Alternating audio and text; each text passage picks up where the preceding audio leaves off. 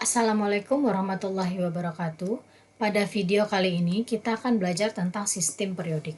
Sebelum kita bahas lebih lanjut tentang sistem periodik, ada baiknya kita kenali terlebih dahulu sejarah dari sistem periodik. Pada awalnya, tabel periodik ditemukan oleh John Newlands, di mana John Newlands menyusun tabel periodik berdasarkan pada urutan massa atom. Setiap 8 unsur memiliki sifat yang sama yang dikenal juga dengan hukum oktav. Pada tahun 1869, Lothar Meyer mencoba menyusun tabel periodik berdasarkan sifat-sifat unsur yang berulang dan berkala. Di tahun yang sama, Dmitri Mendeleev juga menyusun sebuah tabel periodik yang berdasarkan pada sifat-sifat unsur. Kemudian tabel periodik yang disusun oleh Dmitri Mendeleev dapat memprediksi sifat-sifat unsur yang belum ditemukan. Dan pada saat ini kita telah menggunakan tabel periodik modern, di mana tabel periodik modern disusun berdasarkan kenaikan nomor atom dan kemiripan sifat. Tabel periodik modern juga merupakan penyempurnaan dari sistem periodik Mendeleev. Selanjutnya, ini merupakan tabel periodik yang kita gunakan saat ini, di mana lajur ke kanan atau lajur horizontal disebut juga dengan perioda, sedangkan lajur vertikal disebut juga dengan golongan. Kemudian, golongan 1A, 2A hingga 8A merupakan golongan utama. Sedangkan golongan B termasuk ke dalam golongan transisi. Sedangkan unsur-unsur yang terletak pada bagian bawah ini merupakan golongan lantanida dan ini actinida. Selanjutnya kita akan mempelajari tentang hubungan subkulit dengan golongan. Seperti yang kita pelajari sebelumnya, dalam konfigurasi elektron itu terdapat subkulit S, P, D, dan F.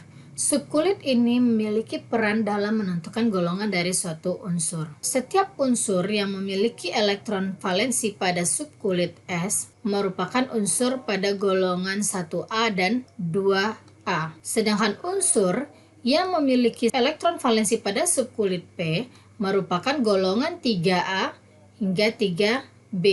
Merupakan golongan dari 3A hingga 8A, tergantung dari jumlah elektron valensinya.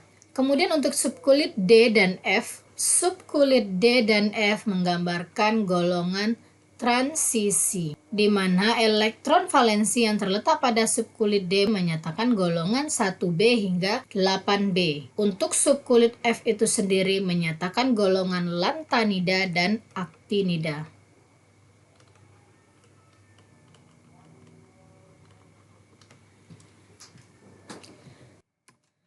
Selanjutnya kita mempelajari tentang sifat-sifat tabel periodik. Sifat-sifat tabel periodik merupakan sifat-sifat yang berubah secara teratur berdasarkan kenaikan nomor atom. Yang pertama, sifat-sifat dari tabel periodik yaitu jari-jari atom. Jari-jari atom menyatakan jarak antara inti atom dengan elektron terluarnya.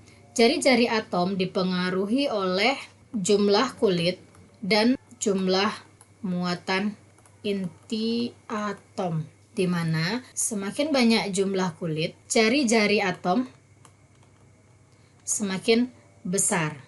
Sedangkan untuk jumlah muatan inti semakin besar atau semakin banyak elektron valensinya, maka jari-jari atom akan semakin kecil.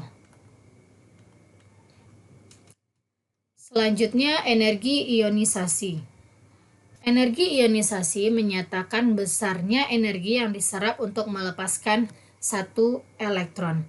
Energi ionisasi ini juga dipengaruhi oleh jari-jari atom, di mana semakin besar jari-jari atom, maka energi ionisasinya akan semakin kecil.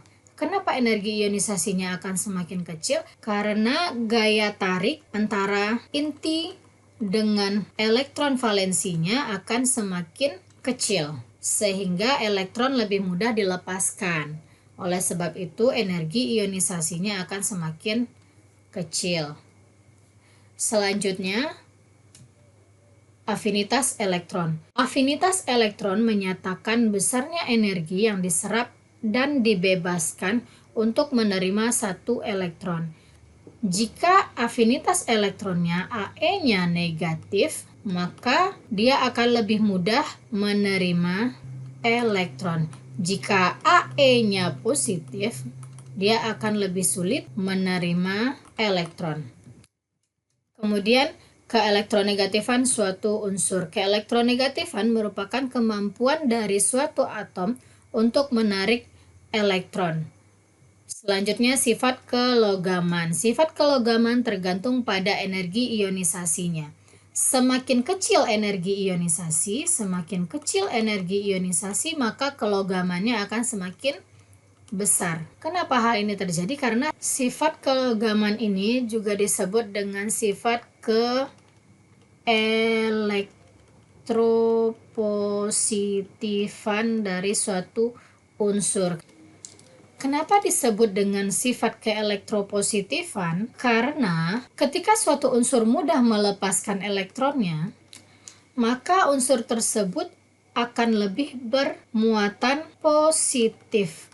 Oleh karena itu, sifat kelogaman ini juga disebut dengan sifat keelektropositifan.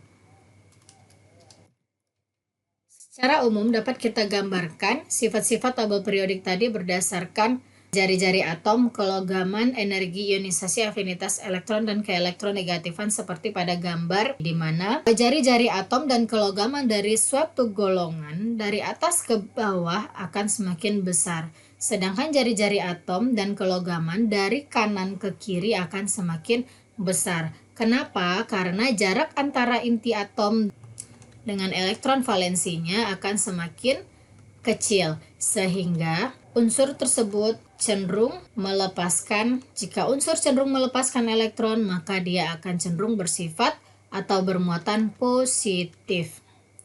Kemudian bagaimana dengan energi ionisasi, afinitas, dan keelektronegatifan?